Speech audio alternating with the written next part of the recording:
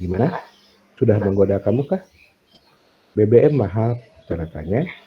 Kalau iya, angkut saja motor kamu dengan sepeda. Sudah atau belum? Sudah, Pak. Kenapa? Karena kan pertama memang BBM sekarang lagi mahal gitu kan. Nah, ada kata-kata di sini angkut saja motormu dengan sepeda itu sedikit menggoda gitu. Apalagi kan mungkin zaman sekarang sepeda sudah jarang digunakan kecuali olahraga mungkin ya Pak. Kalau berbeda dengan zaman dulu gitu, ketika motor jarang digunakan gitu seperti itu. Oke. Ada punya pendapat lain? Daripada ngangkut sepeda motor dengan sepeda yang biasa, lebih baik langsung pakai sepeda aja, Pak. Daripada motornya diangkut pakai sepeda tambah berat. Cerdas nih ya, Tri ya. Oke ya. Jadi dengan saya tulis kayak gitu, kira-kira saya mau nulis isinya itu tentang apa sih? Apakah tentang ketololan dia dari orang yang ikut motor pakai sepeda gara-gara BBM mahal, atau tentang BBM-nya, atau kemudian cara untuk menyiasati ya supaya walaupun BBM mahal kita tetap dapat beraktivitas. Tapi ya, jadi isinya itu orang jadi bingung itu nulisnya tentang apa sih? Apa sih yang mau ditulis? Apa sih isinya? Kok linknya begini amat gitu? Oke, nah kalau alasan menggoda ya, kalau Mela dari jawab gitu, maka Tri juga bisa jawab yang lain gitu ya. Tapi prinsipnya tetap menggoda kan gitu ya. Betul ya, tetap menggoda ya kalimat tadi ya. Oke, jelas sampai sini? Ada yang mau bertanya? Ada?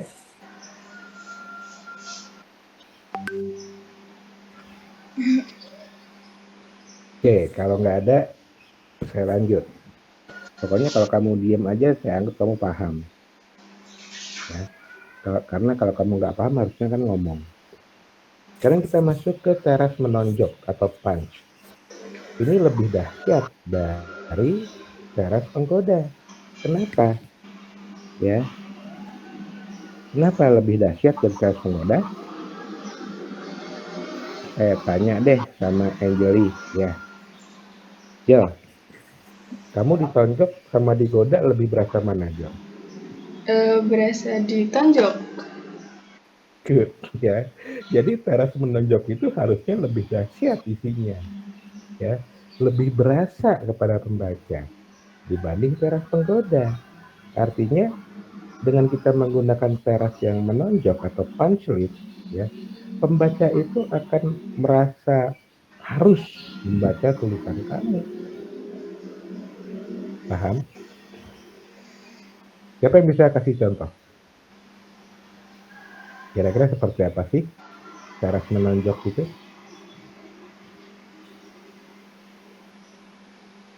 Siapa? Siapa yang bisa kasih contoh?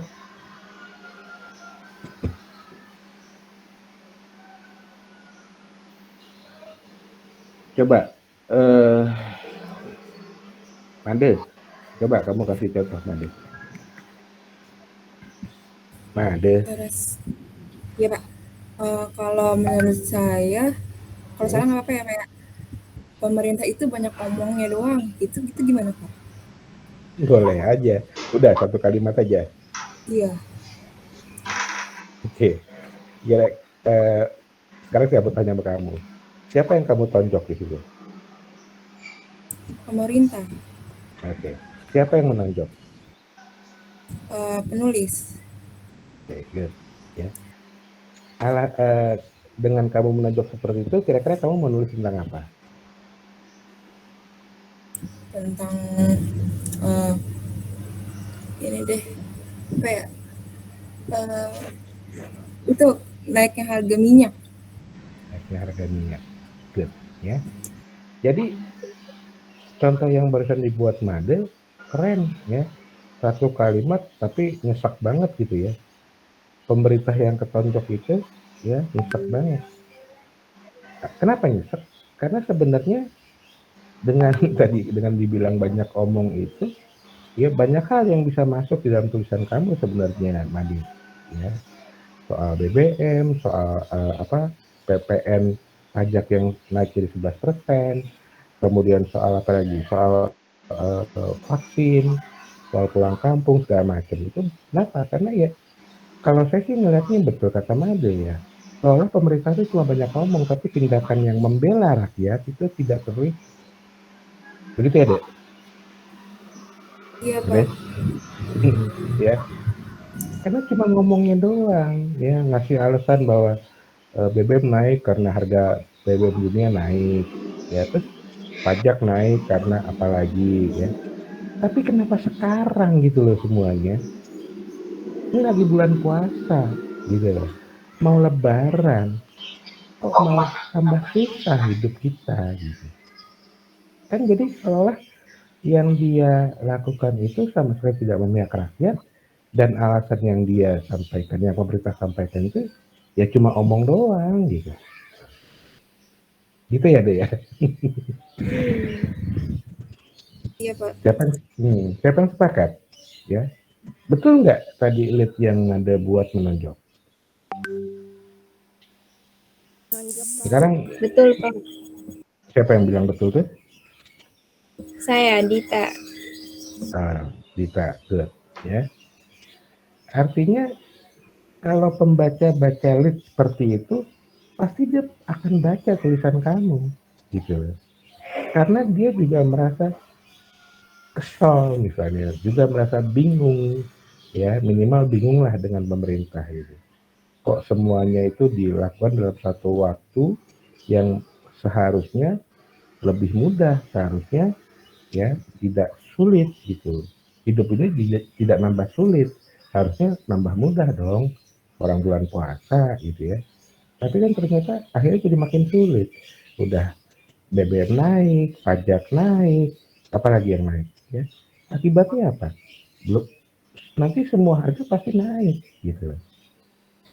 Karena dua hal tadi, BBM dan pajak itu kan menjadi apa ya? Menjadi sebuah keniscayaan untuk produk-produk yang nantinya akan terkait dengan kebutuhan masyarakat.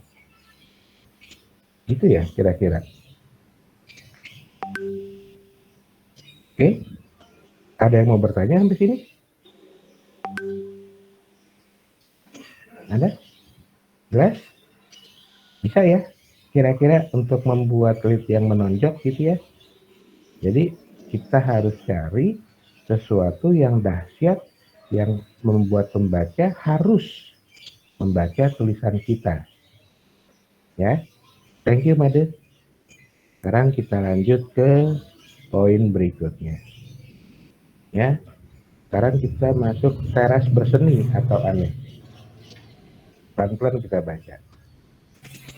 Berseni maksudnya menggunakan karya seni seperti sajak atau sesuatu yang tidak biasa, ya, dalam kurung aneh, kan gitu ya. Tidak biasa dalam kurung aneh pastinya. Yang justru ya dua hal tadi ya, menggunakan karya seni ataupun yang aneh itu dapat memikat karena keanehannya. Sampai sini jelas yang dimaksud dengan teras berseni atau aneh? Jelas? Siapa yang bisa ngasih contoh? Saya, Pak. Siapa Mita? Iya. Contohnya, selama nafas masih menderu dan denyut jantung masih berdetak, mahasiswa tidak akan berhenti untuk membela rakyat. Good, ya. Siapa yang nggak sepakat dengan Mita? Ya. Kalimat yang disampaikan Mita itu barusan puitis banget gitu ya. Ya apa ya? Ya. Nah, karena dia puitis, otomatis puisi adalah karya seni. Jadi ya yang disampaikan Lita barusan itu adalah memenuhi ya pemahaman dari teras berseni atau aneh. Oke, ya. Ada yang bertanya dulu sampai sini? Ada? Jelas? Ini baru satu ya, baru berseni. Sekarang siapa yang bisa kasih contoh yang aneh? Siapa bisa kasih contoh teras yang aneh? Ada? Saya Pak, Ya, apa? ya eh, sekarang ini kentut yang dimasukkan ke dalam toples dihargai dengan harga 1 juta rupiah. Apa tadi? Saya nggak jelas. Apa? Boleh Yang diulang dimasukkan lagi? ke toples? Ulang deh, ulang. Baik.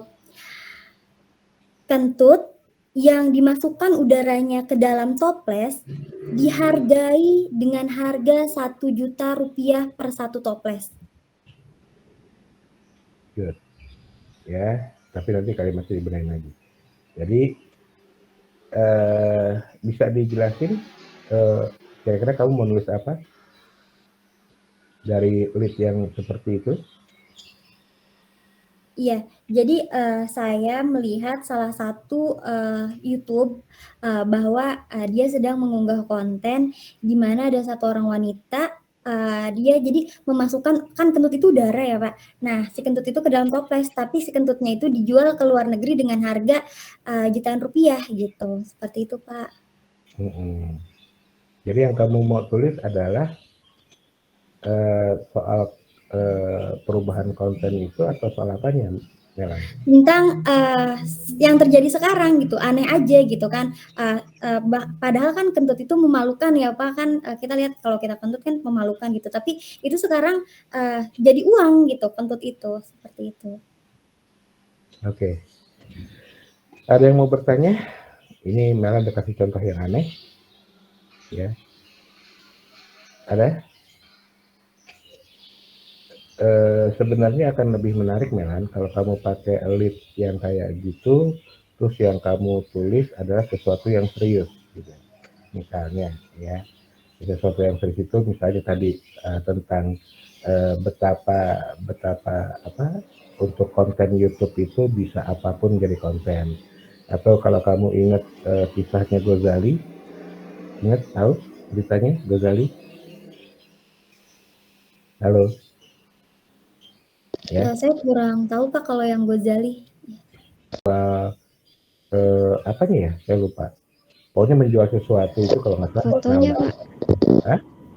Fotonya. Apa? Foto selfie. Apa? Kita nggak jelas. Foto selfie-nya Pak. Oh, foto selfie-nya ya. Itu ke dalam sebuah aplikasi ya dengan miliaran rupiah. Ya. Atau bisa juga kamu ngomong bahwa kenapa dijual atau kenapa itu bisa mahal gitu ya. Nah, kamu bisa kaitkan dengan yang serius misalnya bahwa amonia itu yang merupakan elemen dari gas yang dibuang itu adalah sesuatu yang bermanfaat, sesuatu yang menyehatkan malah gitu ya.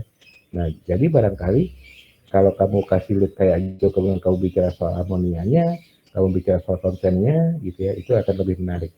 Meskipun yang tadi kamu ceritakan kamu mau tentang aneh aja gitu ya. Nah, ya bisa jadi sih, cuma nanti artinya antara lead dan isinya ya menjadi nyambung gitu. Menjadi nyambung artinya tidak menjadi sesuatu yang luar biasa gitu loh, maksud saya. Paham ya? Jadi kalau kamu udah leadnya aneh, ternyata isinya serius gitu ya. Isinya bicara soal perubahan konten yang memang banyak orang mengada-ngada atau mengarang-ngarang gitu ya untuk supaya kontennya itu menjadi tren, menjadi mendapatkan banyak follower dan sebagainya. Misalnya gitu. Itu komentar aja Melan, jangan diambil pusing ya. Oke, terima kasih Melan. Jadi itu adalah contoh dari lead yang aneh yang dibuat oleh Melan. Ya, tadi dari Mita kita dengar lead yang berseni. Ya, ada yang mau bertanya untuk poin ini, untuk jenis lead ini? Sudah cukup jelas? Sudah? Jelas, Pak.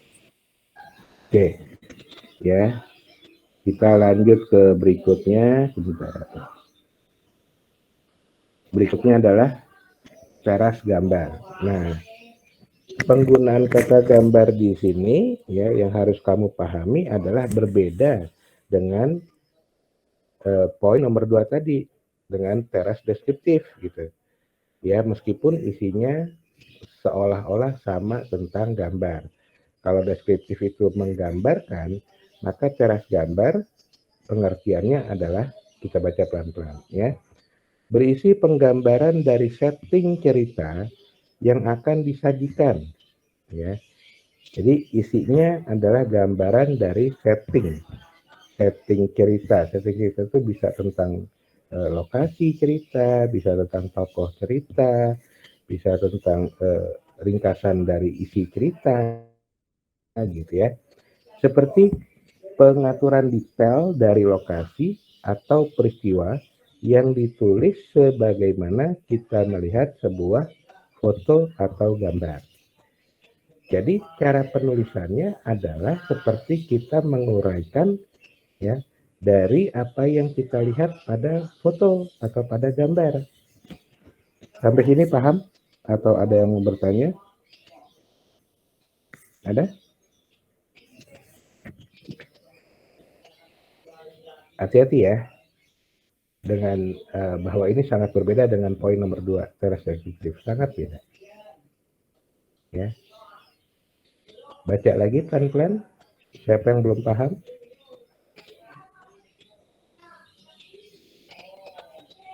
Oke, kalau sudah kamu baca, sudah paham, siapa yang mau kasih contoh?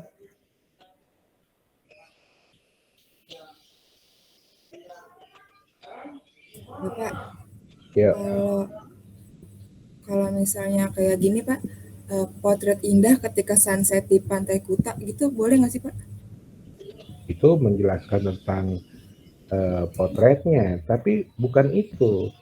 Kamu menjelaskan tentang detail gambar yang ada di dalam fotonya. Oh, jadi kita deskripsiin kayak gambarnya itu ya Pak? Jadi bukan foto itu tentang apa, bukan. Tapi gambar yang ada itu tentang apa itu kamu detail, kamu jelaskan gitu. Paham ya? Pak, iya, saya mau coba. Yuk, silakan. Di dalam perpustakaan mini tersebut terdapat 2 kursi kuning dan biru. Selain itu juga ada meja kecil di sudut kirinya. Sudah, itu aja. Sudah. Good ya. Meskipun masih kurang detail, Mika ya. Tapi paling tidak itu sudah menggambarkan ya perpustakaan itu seperti apa. Meskipun kurang detail. Harusnya lebih banyak lagi detail yang dijelaskan. Kondisi bukunya seperti apa, kondisi raknya seperti apa, kemudian pengunjungnya seperti apa, pada ngapain aja, gitu loh. Ya. Jadi iya Pak, mau saya coba lanjutin lagi. Boleh. Ulang ya Pak. Di perpustakaan mini tersebut terdapat 2 kursi berwarna kuning dan 1 berwarna biru. Selain itu, buku-bukunya tidak tertata rapi dan pengunjungnya hanya ada 1 dan 2 orang. Masih kurang ya Pak? Ya udah nggak apa-apa. Prinsipnya adalah bahwa kamu paham ya isi dari teras gambar ya itu adalah penjelasan atau penggambaran dari detail ya yang ada di lokasi tersebut atau yang ada di peristiwa tersebut. Yang penting kamu paham ya. Jadi semakin banyak detailnya semakin bagus. Kenapa? Karena akan semakin menggambarkan ya kalau contoh dari Mita, seperti apa sih perpustakaan itu? Ya, ternyata itu perpustakaan yang tidak diminati. Kenapa? Karena pengunjungnya cuma beberapa orang, kursinya juga cuma 2, gitu ya. Kira-kira kan kayak gitu. Sampai sini jelas? Made paham? Paham, Pak. Oke. Yang lain gimana? Ada yang mau bertanya? Bapak, saya izin bertanya, Pak. Yuk, silakan. Sebenarnya sih bukan lebih bertanya sih, tapi berarti kalau misalnya yang tadi contohnya Mita itu kan di dalam perpusnya tersebut terdapat kayak kursi, ada 1 kursi warna kuning dan biru. Nah, berarti kalau misalnya ke dalam lead yang deskriptif itu berarti kita nulisnya dalam perpustakaan ini tersebut masih terlihat sederhana dan pengunjungnya juga masih sedikit, jadi kayak masih penyimpulan gitu ya Pak kalau deskriptif. Iya, kalau deskriptif itu hanyalah menggambarkan, gitu ya, menggambarkan nggak detail, ya, tapi memberikan gambaran seperti apa sih perpustakaan itu, ya, seperti yang barusan Dita bilang boleh aja, ya, itu akhirnya menjadi kesimpulan, gitu ya, seolah-olah menjadi kesimpulan dari lead gambar, ya, yang disimpulkan kemudian menjadi lead deskriptif, boleh, gitu, ya. Karena deskriptif hanya global aja penggambarannya, sepintas aja gitu, tidak detail. Kalau detail maka dia menjadi lead gambar. Ya. Lead gambar ini ada juga yang menyebut sebagai lead figuratif, figura ya, lead figuratif gitu. Itu sama dengan lead gambar. Oke Dita, ya betul. Makasih atas contoh perbandingan antara lead deskriptif dengan lead gambar, ya. Betul yang Dita bilang. Oke, ada lagi yang mau berkomentar? Baik bertanya maupun memberikan masukan. Silakan.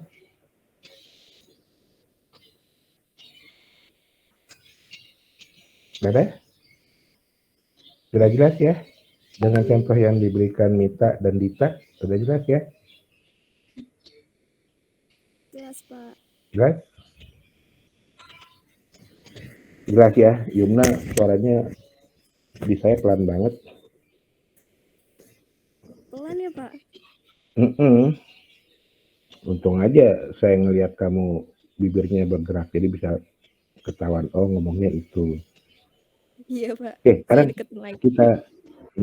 sekarang kita lanjut ke poin berikutnya, teras kepenasaran kumulatif ya, atau suspense interest rate. Kita baca pelan-pelan. Tidak mengemukakan pokok cerita di awal kalimat ya. Jadi lead penasaran itu ya, artinya dia tidak nulis tentang pokok cerita di awal kalimat ya. Awal kalimat di mana? Di lead maksudnya ya. Biasanya dimaksudkan untuk menunda rasa ingin tahu pembaca sehingga rasa penasaran pembaca akan terakumulasi hingga tulisan menjelang akhir. Ya. Kira-kira pemahamannya seperti apa? Ya. Pak, mohon maaf. Maaf Pak, itu yang nomor 17 belum ya Pak, yang teras insiden? Tadi kita baru yang teras gambar. Ya udah, kita balik deh ya. Ya udah, tahu nggak kita? Ya udah, oke. Kita bahas dulu ke teras insiden ya. Iya. Kenapa akhirnya saya nggak jadi saya balik? Karena teras insiden distinktif ini juga merupakan salah satu dari teras gambar ya. Coba kita baca. Mencuplik sebagian dari tulisan yang berisi kejadian paling khas ya, atau saat mencapai titik klimaks cerita atau sesuatu yang dramatis ya. Jadi ada 3 hal ya. Yang dicuplik adalah tulisan yang berisi kejadian paling khas, itu 1. Kedua, atau saat mencapai titik klimaks cerita, 2. Yang ketiga, atau sesuatu yang dramatis ya. Nah, ketiganya ini yang digambarkan dengan tulisan ya. Jadi kira-kira ini sama nggak dengan gambar atau mirip nggak dengan gambar ya? Kalau kita lihat perbedaannya adalah bahwa yang pada teras insiden di insiden distinktif itu hanya ketiga hal tadi yang diangkat. Jadi yang pertama adalah dari sebuah peristiwa, gitu ya. Yang khasnya itu yang mana sih? Nah, yang khasnya itulah yang diangkat menjadi lead. Penggambaran dari yang khas itu, ya, ditulis dan dijadikan lead. Itu yang pertama. Yang kedua, saat mencapai klimaks, ya, artinya detik-detik menjelang klimaks, gitu ya, atau jelang klimaksnya, gitu, ya, mau detik kayak, mau jam kayak, mau hari, gitu ya. Ya, artinya sebelum klimaks itulah yang kita ambil dan kita gambarkan, gitu ya, dengan tulisan, ya. Jadi ini juga jadinya mirip, ya, dengan deskriptif. Yang ketiga, atau sesuatu yang dramatis, gitu. Dari peristiwa itu, dari kisah itu, yang dramatisnya yang mana? Itulah yang benar kita ambil menjadi lead. Oke, kita lihat satu persatu. Sekarang kejadian yang khas, ya. Siapa yang bisa kasih contoh? Jadi ada sebuah peristiwa, kemudian ada yang khasnya itu apa? Itulah yang kemudian diangkat menjadi lead. Siapa yang bisa kasih contoh? Saya Pak. Apa tuh? Silakan. Ya. Kalau Pak, tradisi ngunduh mantu yang sering ada di pernikahan adat Jawa. Terus? Yang khasnya apa, Melan? Yang khasnya itu kan tradisi ngunduh mantunya, Pak. Ngunduh mantu mah enggak khas dong. Artinya menurut saya sih, ya, kalau kamu cuma satu kalimat gitu, itu ada dua yang timbul di benak saya. Yang pertama, kalimat kamu belum selesai, ya. Yang kedua, ini mau cerita apa, gitu. Karena kamu bilang cuma tradisi ngunduh mantu khas Jawa, gitu. Itu sebuah peristiwa. Terus yang khasnya mana? Nah, kalau kemudian kamu menganggap ini yang khasnya, nah peristiwanya mana? Gitu loh. Paham, kan? Supaya kalimat itu selesai. Karena kalau cuma satu kalimat seperti yang kamu buat, itu kesannya jadi nggak selesai. Gitu. Betul gitu? Atau ada yang punya pendapat lain? Yumna, gimana? Kira-kira betul nggak yang saya bilang? Iya Pak, betul Pak. Kamu nggak punya pendapat lain? Enggak sih Pak. Enggak. Yakin ya? Salah saya. Oh gitu. Ya kenapa apa? Kalau orang takut salah artinya dia nggak akan pernah benar. Karena takut salah gitu. Jadi kapan benernya dong? Kan kita bisa benar kalau kita melakukan kesalahan. Kan gitu ya. Udah, berani sekarang. Yuna, Iya Pak. berani nggak? Jangan takut salah.